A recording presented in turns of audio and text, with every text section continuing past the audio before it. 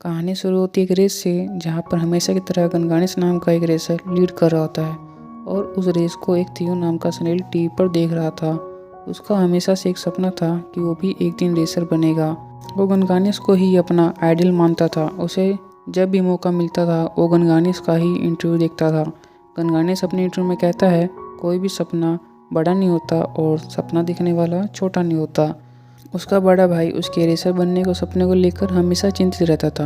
वो हमेशा उसे समझाने की कोशिश करता था कि सुनील कभी भी रेसर नहीं बन सकते, लेकिन थियो पर अपने भाई का कोई भी बातों का कोई भी असर नहीं होता था। वहीं के गार्डन में थियो के साथ कई सारे सुनील रहा करते थे। उनका बस एक ही काम था, पके हुए टमाटरों को इकट्ठे करो और उसे आराम से खाते रहो। लेकिन वहाँ भी थियो टमाटरों को लुढ़का कर उनसे रेस करने की कोशिश करता था, जिसे देखकर सभी सुनील उस पर बहुत मजाक उड़ाते थे। उसका बड़ा भाई उसे कहता है कि कब वो अपने सर से रेसर बनने का भूत उतारेगा। वो क्यों नहीं समझता कि वो एक सुनील है और कुदरत ने उन्हें ऐसा ही बनाया है कि वो एक रेसर नहीं बन सकते। तभी वहाँ से एक बच्चा अपने घर से बाइक लेके निकलता है। उसे अपने पास जो भी कीड़ा दिखाई देता था उसे अपने बाइक से कुचल देता था। सारे सुनील उसे देखकर अपने अपने शहर में छिप जाते हैं। रात में थियो फिर से रेसर का इंटरव्यू देख रहा होता है, जहां पर वो कहता है कि रेसर की लाइफ में एक समय ऐसा जरूर आता है जहां पर उसे कुछ सेकंड में ही डिसीजन लेना होता है कि पीछे हटे या आगे बढ़कर एक चांस लेके सब कुछ दांव पर लगा दे या सेब खेलते हुए हार को गले लगा ले। सुनील फिर से अपने गार्डन में टमाटर खा रहे होते हैं, तभी एक बड़ा सा टमाटर गिरता है और लुढ़क कर गार्डन से बाहर गिर जाता है। सारे सुनील उसे खाने के लिए आगे बढ़ते हैं। तभी जैक कहता है, आज तो घास काटने का दिन है। तभी एक आदमी घास काटने की मशीन वहाँ लेके आता है। सारे सुनील वापस चले जाते हैं। तभी थियो उस टमाटर की ओर देखता है और उसे गनगानिस की बात याद आती है कि एक चांस लेके सब कुछ दांव पर लगा दो या हार को गले लगा लो। वो उस टमाटर की तरफ बढ़ने लगता है। वो उसे एक रेस की तरह ही लग रहा था। उसे घास काटने वाले से पहले वहां पहुंचना था। वो अपनी पूरी स्पीड से उसकी तरफ बढ़ रहा था, लेकिन उसकी स्पीड इतनी कम थी कि वो घास काटने वाली मशीन उसके पास पहुंचने वाली थी और उसे काट कर मारने वाली थी। तभी जैक पानी की पाइप से उसकी हेल्प करता है और उसे बचा लेता है। जैक उसके पास आता है और कहता है, तुम्हें मरने का शौक है क्या?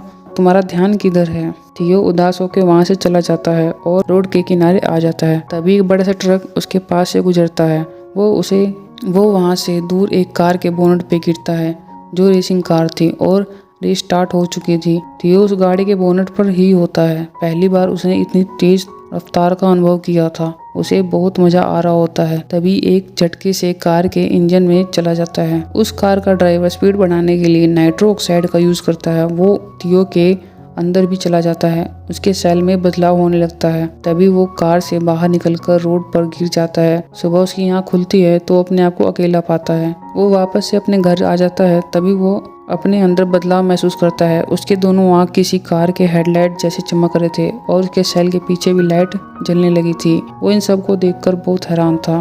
उसकी हरकतें कार जैसी हो गई थी। वो इन सब से परेशान होके घूम रहा होता है। तभी वहाँ बाइक वाला बच्चा आ जाता है जो उसे कुचलने वाला था, पर वो बहुत तेजी से उससे बचकर भागने लगता है। उसकी स्पीड काफी बढ़ चुकी थी। वो अपनी स्पीड से उस बाइक वाले बच्चे को नीचे गिरा देता है। ये देखकर वो बच्चा बहुत ज्यादा डर जाता है और अंदर भाग जाता है।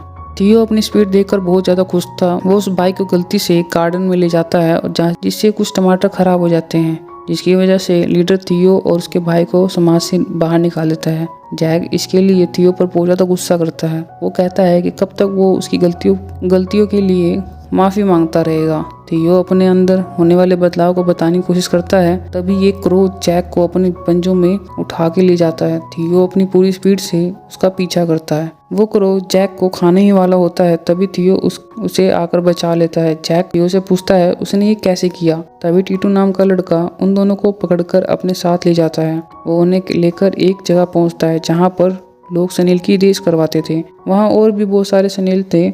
उन सभी को एक छोटे से रेस ट्रैक पर खड़ा कर दिया जाता है और रेस स्टार्ट हो जाती है। थियो चुपचाप खड़ा होता है। वहाँ के बाकी लोग टीटू पर हंस रहे होते हैं क्योंकि उसका सुनील तो हिल भी नहीं रहा था। तभी थियो अपने फुल स्पीड से आगे बढ़ता है। उसकी स्पीड से सब बिखर जाता है। जहाँ वो वहाँ का एक चक्कर भी लगाता है। सब उसे देखकर हैरान थे। जैक उसे साइड में ले जाकर कहता है, ये तुम्हें क्या हो गया है? लगता है कि तुम्हें कोई खतरनाक बीमारी हो गई है। थियो उससे कहता है उसे डरने की कोई जरूरत नहीं है, वो बिल्कुल सही है। टीटू थियो को अपने हाथ में उठा लेता है और कहता है, तुम तो बड़े कमाल संभाल गए हो। तभी टीटू का भाई उसे आवाज देता है और उसे कहता है कि दुकान में वो उसकी हेल्प करे। उनका काम टैकोस बेचना है, ना कि स्नेल की रेस करवाना। वो अपने भाई को कहता है कि तुमने स्नेल की रेस नहीं देखी है, ये बहुत तेज है, अगर वो इसकी रेस करवाते हैं तो लोगों की लाइन लग जाएगी और उनके सारे टैकोस बिक जाएंगे।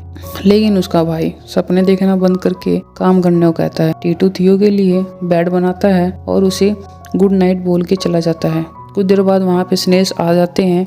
उनका हेड कहता है कि वो इतना तेज कैसे है। वो उससे अपने गैंग में शामिल होने के लिए कहता है, पर थियो उससे कहता है वो लोग बहुत स्लो हैं, इसलिए वो उनके गैंग में शामिल नहीं हो सकता। गैंग लीडर उनके साथ रेस करने को कहता है। थियो इसके लिए मान जाता है।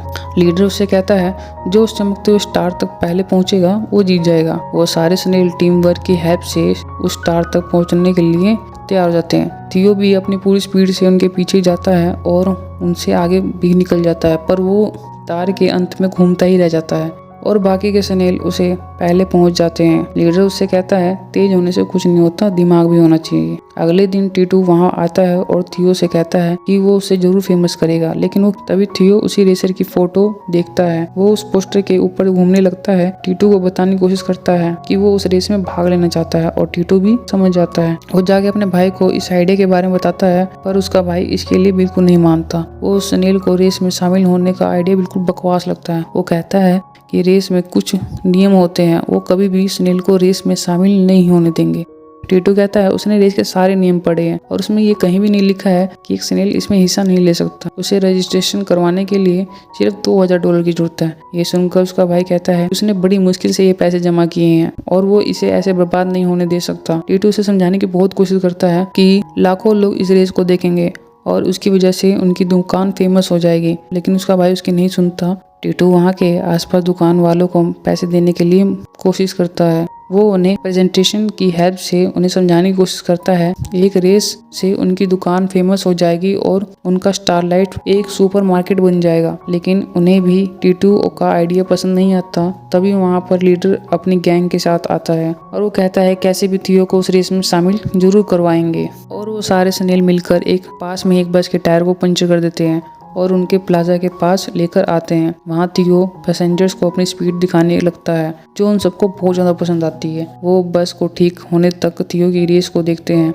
वहाँ की दुकानों की भी अच्छी कमाई जाती है, जिससे टीटू का भाई बहुत खुश था। लेकिन वो अब भी पैसे देने के लिए मना ही करता है। लेकिन बाकी दुकानदार उसे पैसे दे देते हैं। वो कहते हैं उन्हें उस पर पूरा भरोसा है। टीटू उन सबको लेकर रेस के लिए निकल जाता है और वो साथ में अपने भाई के पैसे भी ले जाता है। सब थियो को मिलकर एक नाम देने को सोचते हैं। वो उसे टर्बो नाम देते हैं। अगले दिन वो उस जगह पर पहुंच जाते हैं जहां रेस स्टार्ट होने वाली थी। जहां थियो फास्ट कारों को देखता है, टीटू वहां के रजिस्ट्रेशन ऑफिस जाता है और कहता है उसके पास एक ड्राइवर है जो रेस में हिस्सा लेना चाहता है। वहाँ का इंचार्ज उसे कहता है उसे पहले रेसिंग टेस्ट पास करना होगा, तभी वो रेस में हिस्सा ले सकता है। लेकिन टीटू उसे घूस देने के लिए कोशिश करता है, जिस पर वो उसे बाहर उठाकर फेंक देते हैं। फिर टीटू थियो को ट्रैक पर उतार देता है। थियो अपनी पूरी स्पीड से रेसिंग टेस्ट देता है और वहाँ पर सारे लोग उसकी स्पीड देखकर बहुत ज़्यादा हैरान थे, क्योंकि उसकी स्पीड 226 किलोमीटर थी, जो काफ़ी थी एक रेस में पार्टिसिपेट करने के लिए। थियो की रेसिंग वाली वीडियो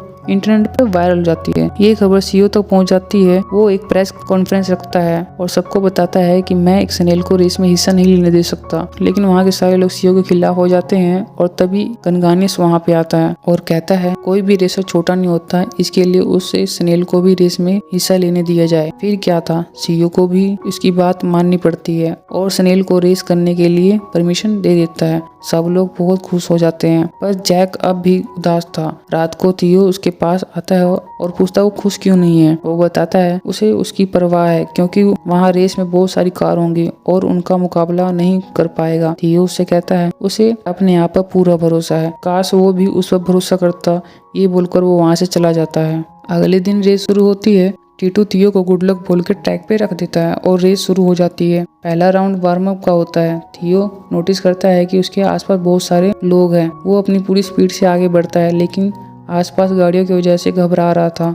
वो तो कई बार गाड़ियों के नीचे आने से भी बच जाता है। देखते देखते 30वां लैप स्टार्ट हो चुका था। थियो अपनी टीम के पास रिफ्रेशमेंट के लिए जाता है, जहाँ पर वो थियो को अच्छे से मेंटेनेंस करते हैं और लीडर उससे कहता है कि वो एक कार नहीं है बल्कि एक स्नेल है। इसलिए वो एक स्नेल की तरह रेस करे, ना कि एक कार की तरह। फिर वो रेस में चला जाता है, बट इस बार वो बहुत कॉन्फिडेंट लग रहा था। वो कार के नीचे से होकर आगे बढ़ता है।